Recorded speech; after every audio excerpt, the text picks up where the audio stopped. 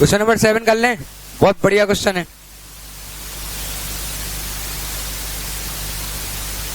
8 में डाउट आया, ओ मोड़ी दो पेन डाला नीचे, तुम्हारा आ गया ये, तुम्हारा आ गया ये, मानस तीर्थ आया तुम्हारा।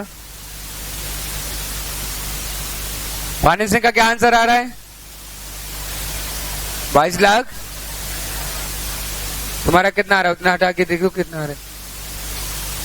क्या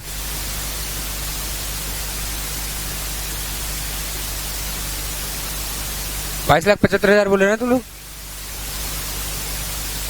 दिखाओ कॉपी। इंटरेस्ट ऑन डिवेंचर लिख लिया, ठीक है। Redemption preference share 1575।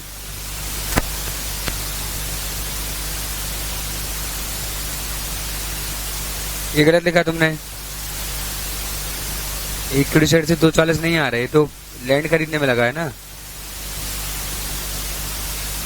Equity share से आ रहे थे 6 लाख और डिविडेंड 8 लाख ये गया था और प्रेफरेंस डिविडेंड और गया था 1 लाख।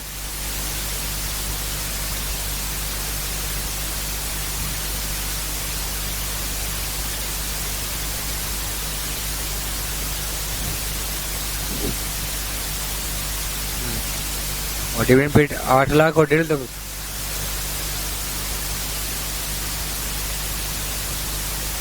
करना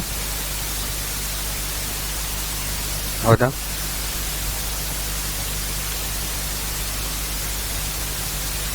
नहीं। पेमेंट हुआ क्या? नहीं, हाँ पहले हुआ होगा ना, तो पहले माइनस हो गया होगा। हाँ वो तो माइनस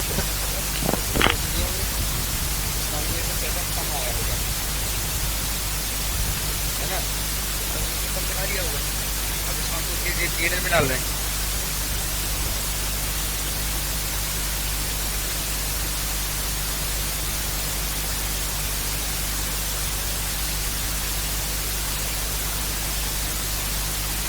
मन से बनाते हो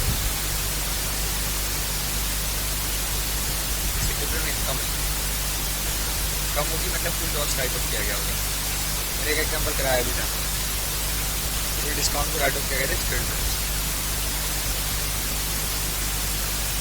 ये रात भी हो सकता है, क्वेश्चन आएगा तो क्वेश्चन नंबर 5 10 हर चीज कवर होगी।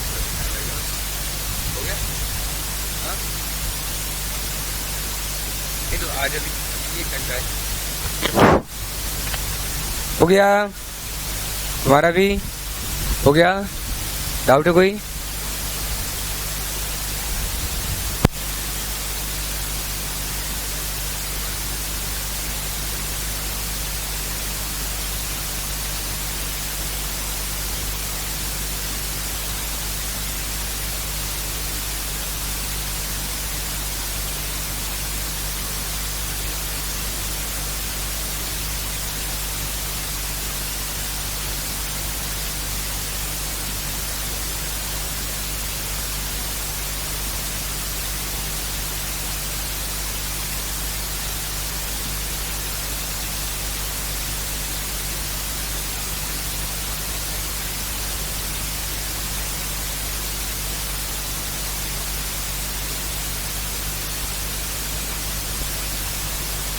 हो गया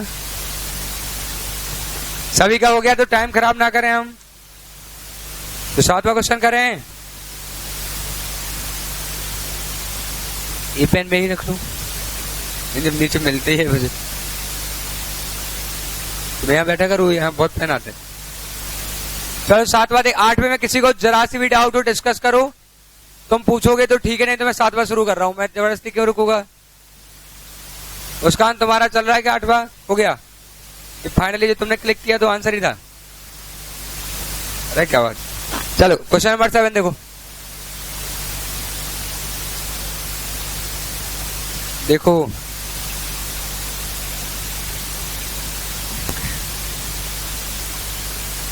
उस क्वेश्चन में 2 चीजें ऐसी हैं जो शायद तुम बहुत कंफ्यूज हो जाओगे, जो क्वेश्चन हम कर चुके हैं। जैसे प्रेफरेंस का डिविडेंड बांटा गया था 1.5 लाख और उसके नीचे लिखा गया था डिविडेंड 8 लाख बांटा गया। तो हमें ये भी कंफ्यूजन हो सकती थी कि क्या इन्हीं 8 लाख में से ही 1.5 लाख है। बहुत जेन्युइन कंफ्यूजन है कि 1.5 लाख प्रेफरेंस को बांटा और नीचे लिखा कि पिछले साल का 5 लाख डिविडेंड बांटा गया, इस बार का 3 लाख। तो क्वेश्चन ये आ रहा ना कि क्या इन्हीं 5 लाख और 3 लाख में तो नहीं है वो 1.5 लाख, क्योंकि उन्होंने इक्विटी वर्ड कहीं नहीं लगाया, मैंने इक्विटी वर्ड लगाया इसलिए तूने पूछा नहीं मुझसे कुछ। देखो उन्होंने कहीं नहीं लिखा इक्विटी को डिविडेंड बांटा गया 5 लाख और 3 लाख। उन्होंने बोला कि पिछले साल का 5 लाख डिविडेंड इस बार बटा है और इंटरम डिविडेंड बटा है 3 लाख। तो कैसे पता कि इक्विटी कही है? एक ही पॉइंट था जो बहुत अजम्पशन वाला पॉइंट था, तो उसमें लिख लेना कि this is other than preference dividend.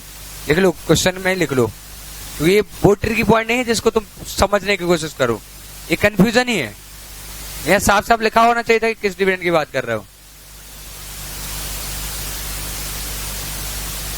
ठीक है, ओके। दूसरी बात, इक्विटी शेयर इशू किए गए, पहले पॉइंट में लिखे गए हैं कि 6 लाख रुपए के इक्विटी शेयर इशू हुए हैं, पहले दूसरे पॉइंट में। ठीक है, ये नहीं लिखा कि रिडेम्पशन के लिए हुए हैं, वो तो रिडेम्पशन वाले पॉइंट में लिखे हैं, एक कहीं नहीं लिखा कि रिडेम्पशन के लिए इक्विटी शेयर हुए हैं वो 6 लाख वाले। पढ़ दो अच्छे से, नहीं लिखा ना। 50,000 इक्विटी शेयर 10 वाले हैं जो 12 रुपए पे हुए, बचत ना लिखा है। और नीचे आके लिखा हुआ है कि जमीन खरीदने के लिए 20,000 इक्विटी शेयर इशू किए गए थे, वही 10 वाले 12 में। तो मतलब कंफ्यूज होने को तो हम ऐसा हो सकते हैं कि यार क्या वो 50,000 के अंदर ही 20,000 है, क्योंकि कहीं एडिशनल वर्ड नहीं लिखा, कहीं ऐसा नहीं लिखा कि 50,000 तो रिडेम्पशन के लिए इशू किए गए थे, तो हम माने कि अच्छा वो तो रिडेम्पशन के इशू हुए थे, ये जमीन के लिए अलग से इशू हुए। वहां लिखा था 50,000 इक्विटी शेयर इशू किए गए थे ना, वहां ऐसा लिखा है कि 50,000 फॉर कैश इशू किए गए थे। देखो, अगर हम ठीक से कंफ्यूज करना चाहे ना, तो एक इशारा तक नहीं है क्वेश्चन में जो ये बताए तुम्हें कि 50,000 अलग है और 20,000 अलग है। ना तो वहां ये लिखा कि 50,000 फॉर कैश हुए थे, लिखा है क्या? नहीं। ना ये लिखा कि 50,000 प्रेफरेंस रिडेम्पशन के लिए हुए थे, ताकि हम माने कह रही तो प्रेफरेंस के लिए हुए थे, तो 20,000 जमीन के लिए अलग से हो गए। केवल इतना लिखा है क्वेश्चन में कि 50,000 शेयर। मतलब अगर मैं एकदम 2 लाइन में लिखूं तो मैं ऐसा लिख रहा हूं कि 50,000 शेयर इशू किए गए थे 10 वाले 12 में, अगली लाइन में लिख रहा हूं कि 20,000 शेयर इशू किए गए थे जमीन खरीदने के लिए। तो इसका मतलब तो ये भी निकाला जा सकता है कि 50 में से 20 जमीन खरीदने के लिए इशू किए गए थे और 30 कैश में। मैं ऐसा ही बोलो ये मतलब है, लेकिन ऐसा भी तो कंफ्यूज हो सकता है, तो उसमें भी लिख लो अपने लिए। ये जो 20,000 है ये अदर देन दोज 50,000 शेयर है। 20,000 इशू किए गए थे, ये 50,000 के अलावा हैं, ताकि कम से कम तुम सॉल्यूशन तो गलत ना करो, है ना। वो किताब में लिखो तो ज्यादा बेहतर है, मतलब जो तुम्हारे पास किताब है उसी में लिख लो कि 20,000 50,000 के अलावा है, और वहां भी हमने लिखा कि जो डिविडेंड है 8 लाख का वो 1.5 लाख के अलावा है। ठीक है, डाउट तो नहीं कोई?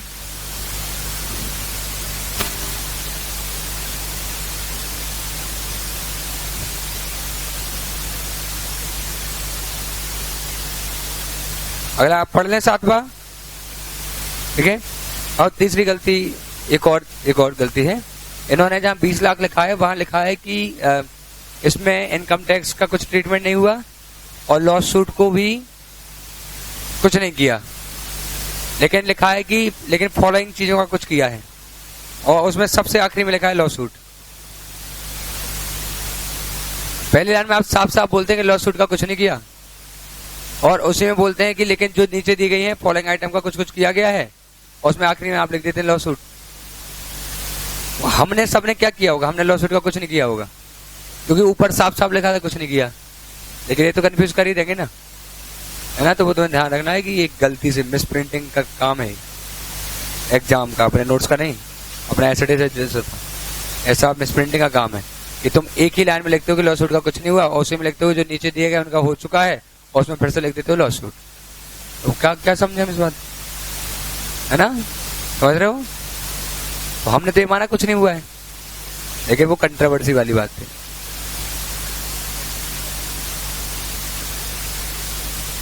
आंसर बदल जाएगा, आंसर इसलिए बदल जाएगा क्योंकि क्लोजिंग कैश दी गई है ना। अब तुम्हारे केस में क्या होगा, 1.5 लाख रुपए से कैश का बैलेंस बचने लगेगा, है ना।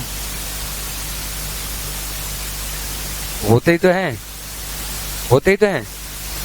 अकाउंट ऐसा सब्जेक्ट है जिसमें कई लोग डिसाइड कर लेते हैं कि 3 पेपर देने के आज घर जा सकते हैं। रिजर्वेशन कभी से कराना नहीं, पहले से पहला पेपर दे के आप समझ सकते हैं कि करना क्या है। ऐसे बोलते कि आ रहे हैं, आते हैं, शाम तक बताता हूं कल क्या करना है।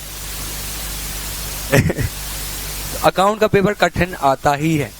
सीए फाइनल का इतना खतरनाक पेपर आता है, सीए फाइनल का अकाउंट और लॉ, और आईपीसी में अकाउंट और लॉ, और सेकंड ग्रुप में ऑडिट का लेवल अच्छा खासा होता है। बाकी सब्जेक्ट सरल हो जाते हैं, टैक्स सरल आता है, कॉस्ट एफएम ठीक आता है, ठीक है। कठिन कुछ नहीं आता है, कठिन 3 ही चीजें बनती हैं जितना मैं समझ पाया हूं, अकाउंट, लॉ और ऑडिट।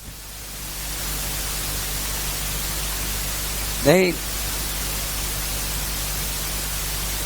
कठिन भी आता है, मतलब ये तो ठीक है, अपन को लग रहा है कि ऐसा ऐसा है, इसके अलावा टफ भी आता है।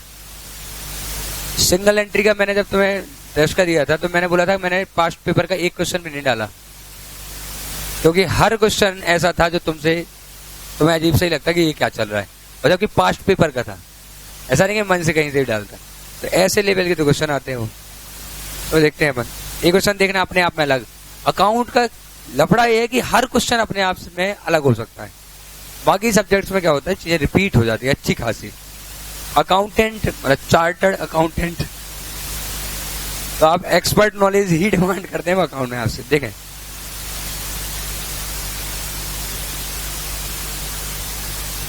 बहुत बढ़िया। तो एक अटेम्प्ट तो अपन को इसमें लग जाना, नाम याद करते रहते। तुम्हें तो याद हो गया, मुझे तो 2 अटेम्प्ट लग जाने। लिख के याद करो, कोई कहीं पूछे क्या बोलते हैं, उसको भी तो लगे कोई बड़ा सा काम किया उन्होंने। ABC limited gives you the following information. देखें 7वां क्वेश्चन बहुत बढ़िया क्वेश्चन है, ठीक है। You are required to prepare cash flow statement by using indirect method as per AS 3 for the year ending 31 March 15। ठीक है, ध्यान से सुनना। प्लांट मशीनरी दिया गया है, एक्यूमुलेटेड डेप्रिसिएशन दिया गया है, ठीक है, ये तो तुम्हें आता है। करंट एसेट में ट्रेड रिसीवेबल दिए गए हैं, उसमें provision for doubtful date minus किया गया है, तो आया है 22,40,000 और 26,40,000। बिल्कुल नहीं डरना है, सड़ी सी बातें बताई नहीं है इसलिए टेंशन है। कैश दिया गया है, मार्केटेबल सिक्योरिटीज दी गई हैं, तो मार्केटेबल सिक्योरिटी को कैश एंड कैश इक्विवेलेंट भी मान सकते हो या फिर इन्वेस्टमेंट भी मान सकते हो, ठीक है। मुझे नहीं पता इन्होंने क्या माना होगा, आंसर देख के बता दूंगा। इन्होंने ऐसा माना है, जो भी मानो जमसन लेना है, ठीक है, उसमें ऐसा है। इन्वेंट्री दी गई है, प्रीपेड एक्सपेंस दिए गए हैं।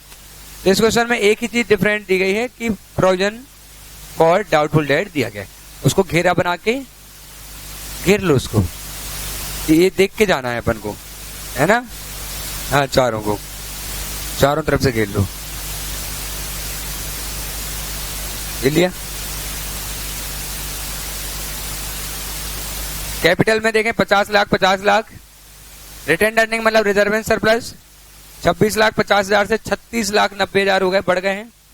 डिवेंचर थे नहीं, आ गए हैं, ठीक है। करंट लायबिलिटी में trade payable, bank loan current liability में लिखा हुआ है इन्होंने, तो भी तुम वर्किंग कैपिटल में मत लेना, फाइनेंस में ही आएगा। तुम्हें ध्यान हो तो पहले लेक्चर में मैंने बोला था बैंक ओवरड्राफ्ट भी कौन सी एक्टिविटी में आएगा, फाइनेंस में आएगा, ठीक है। तो बैंक लोन को आप करंट लायबिलिटी में मत लेना, वहां बना लो एरो, ये फाइनेंसिंग में ही आएगा, भले करंट लायबिलिटी की हेडिंग में आ गया। करंट लायबिलिटी की हेडिंग में तो ऐसा भी आ सकता है ना, 5 लाख 5 साल के लिए लोन लिया था, ये 4था साल चल रहा है, 1 साल बाद पे करना है, तो कहां आ गया, करंट लायबिलिटी में। ये बात मैंने समझाई थी एक बार अकाउंट में, अगर डिवेंचर 6 साल के लिए इशू किए गए तो 4 साल तक वो कहां दिखते रहेंगे, लॉन्ग टर्म में, और अब 5वें साल दिखेंगे करंट लायबिलिटी में, क्योंकि इनका पेमेंट 1 साल बाद होना है, ठीक है। तो लोन हमेशा फाइनेंसिंग में आएगा, चाहे वो शॉर्ट टर्म हो या लॉन्ग टर्म, लिख लो। लोन हमेशा फाइनेंसिंग में आएगा, चाहे शॉर्ट टर्म हो या लॉन्ग टर्म। ये हर बात कंफ्यूजन आती है दिमाग में इस तरीके की। लोन हमेशा फाइनेंसिंग में आएगा, चाहे शॉर्ट टर्म हो या लॉन्ग टर्म, राइट।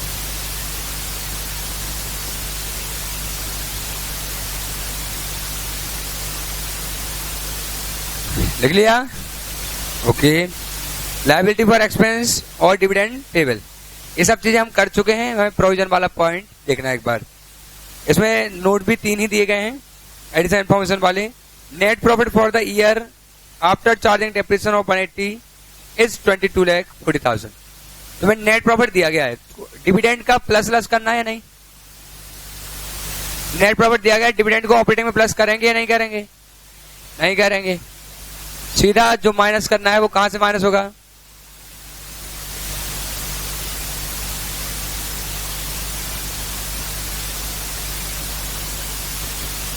एक मिनट, एक नीचे पॉइंट है और ना दिया होता तो सुनो क्या होता। पिछले साल का 1.5 लाख, इस बार का 3 लाख। तो अगर नेट प्रॉफिट ना दिया गया होता तो P&L एप्रोप्रिएशन में कितना डालते? पिछले साल का 1.5 लाख, इस बार का 3 लाख। P&L एप्रोप्रिएशन में कितना डालते? 3 लाख। इस बार का जो निकाला गया है और पेमेंट कितना करते? 1.5 लाख। सही है ना? ओके। अब नेट प्रॉफिट दिया गया है तो क्या P&L एप्रोप्रिएशन बनाना है? तो डिविडेंड ऐड करना है क्या? नहीं। अब फाइनेंसिंग से माइनस होगा या नहीं होगा? कितना? 1.5 लाख। अगर क्वेश्चन इतना ही होता, तुम आगे की इन्फॉर्मेशन मत पढ़ो, अगर क्वेश्चन इतना ही होता तो हम नेट प्रॉफिट दिया गया इसलिए डिविडेंड को ऐड तो नहीं करते, लेकिन जो पिछले साल का डिविडेंड है वो हमने पे कर दिया होगा तो उसको हम फाइनेंसिंग से क्या करते? माइनस करते 1.5 लाख। अगर हमें नेट प्रॉफिट ना दिया गया होता, हम बैलेंस शीट से शुरू करते तो हम P&L एप्रोप्रिएशन में कितना ले लेते? 3 लाख और पेमेंट कितना दिखाते? 1.5 लाख। ठीक है? पक्का? ठीक है।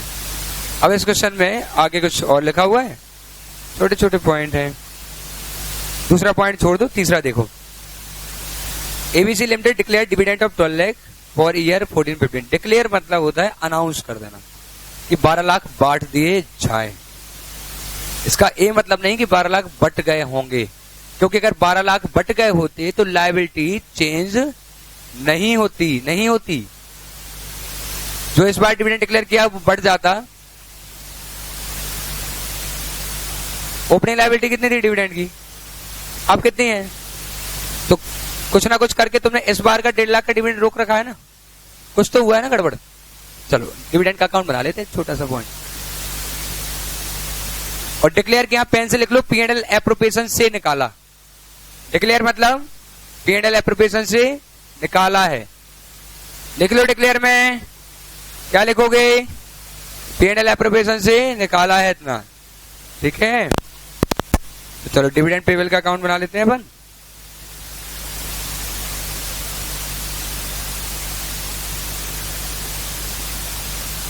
बताना ओपनिंग कितना है? 1.5 लाख। क्लोजिंग कितना है? क्या 12 लाख पे हुआ है? नहीं। ठीक है, तो by profit and loss appropriation 12 lakh रुपए डिक्लेयर हुआ है। तो 1.5 लाख पुराना देना था, 12 लाख इस बार का, तो कितना देना था? 13.5 लाख देना था। कितना नहीं दे पाए? 3 लाख। तो कितना दे दिया? 10.5 लाख टू बैंक।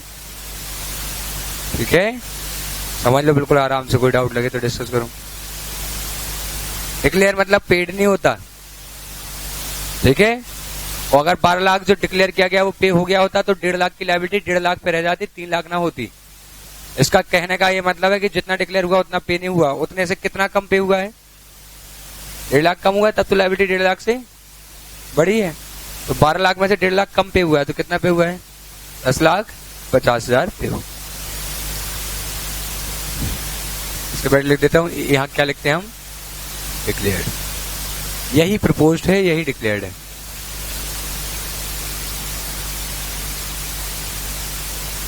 हाँ बताओ यहां क्या होगा? इसका क्या होगा? फाइनेंसिंग से माइनस। और इसका क्या होगा? ऑपरेटिंग में प्लस होगा अगर बैलेंस शीट से शुरू करें, है ना?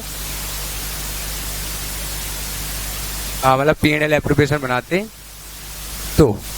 अभी तो नेट प्रॉफिट दिया गया है, तो बताओ ओवरऑल ट्रीटमेंट क्या होगा इसका? 12 लाख का इस क्वेश्चन में कुछ है, और 10.5 लाख का माइनस कर लें। आज से माइनस करेंगे फाइनेंस। ठीक है, आखिरी पॉइंट बचा हुआ है, क्वेश्चन खत्म हो जाएगा। देखो आखिरी पॉइंट में लिखा हुआ है तो नेट प्रॉफिट दिया गया इसलिए प्लस नहीं कर रहे। देखो नेट प्रॉफिट दिया गया ना अपन को 22,40,000 है ना, दिया गया ना नेट प्रॉफिट। तो क्या 22,40,000 में से हट चुका है ये 12? क्या 12 लाख हटने के बाद 22,40,000 का नेट प्रॉफिट दिया गया है तुम्हें? उसके पहले का दिया हुआ है तो फिर एडबैक करना है। एडबैक तब करते हैं माइनस हो चुका, माइनस नहीं हुआ तो क्यों एडबैक करेंगे? क्लियर नहीं हुआ?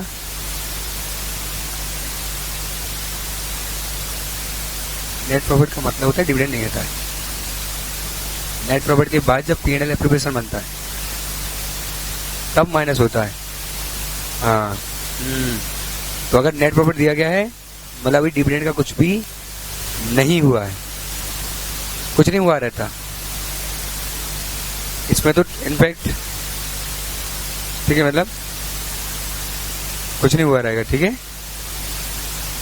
नेट प्रॉफिट दिया है तो मतलब डिविडेंड अभी हटा नहीं होगा। ओके, बैड डेट का पॉइंट और पढ़ लो, क्वेश्चन तुम्ही को करना है। तो बैड डेट में क्या लिखा हुआ है और ज्यादा मजाक चल रहा है तुम लोगों का।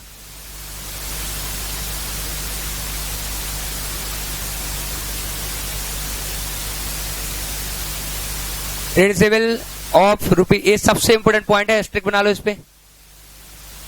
मतलब एक क्वेश्चन ए पॉइंट है इसलिए क्वेश्चन होमवर्क नहीं गया, नहीं तो कल ही होमवर्क हो जाता है। ट्रेड रिसीवेबल ऑफ 2,30,000 पर डिटरमाइंड टू बी वर्थलेस, 2,30,000 के बैड डेट हो गए and by return of against provision for doubtful debt account during the year. और इनको प्रोविजन से क्या कर दिया गया? एडजस्ट कर दिया गया। बैड डेट होता है तो प्रोविजन से एडजस्ट करते हैं हम। ठीक है, तो इसमें डेटर, प्रोविजन और बैड डेट 3 पॉइंट है। देखो नीचे जैसे तुम्हें क्या क्या दिया गया है सुनना पहले और फिर क्वेश्चन सॉल्व करना, इंपोर्टेंट बात है। तुम्हें दिया गया है डेटर, ट्रेड रिसीवेबल क्या नाम से दिया गया? Trade receivable